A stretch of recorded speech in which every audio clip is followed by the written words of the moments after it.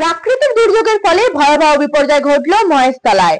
বুধবার ভোর রাতে প্রবল বৃষ্টির জেরে ভেঙে পড়ল টালির ছাউনি দেওয়া একটি বাড়ি। ঘুমন্ত অবস্থায় ঘরের নিচে চাপা পড়লেন স্বামী স্ত্রী। ঘটনাটি ঘটেছে দক্ষিণ চব্বিশ পরগনার মহেশতলা পৌরসভার 18 নম্বর ওয়ার্ডের আখড়া কর্মকার এলাকায়। জানা গিয়েছে ওই বাড়িতে থাকতেন সন্তোষ মণ্ডল এবং তার স্ত্রী। দিন মজুরি করে কোন রকমের সংসার চালান তারা। আর্থিক অনটনের কারণে দীর্ঘদিন ধরে ভাঙাচোরা টালির বাড়িটি মেরামতির কাজ করতে পারেনি। বুধবার ভোরবেলা প্রবল বৃষ্টির সময় হঠাৎই বাড়ির ছাউনি ভেঙে পড়ে দুজনের ওপর। ঘটনার জেরে এলাকায় চাঞ্চল্য ছড়ায় এবং প্রতিবেশীদের তৎপরতাতেই আহত অবস্থায় উদ্ধার করা হয় দম্পতিকে এবং তড়িঘড়ি পাঠানো হয় প্রাথমিক চিকিৎসার জন্য। এই অনুষ্ঠানটি নিবেদন করছেন Indralekha Hajmi, Indralekha Chatpata mango, city light digital production, ইন্ডিগোদা বুটিক।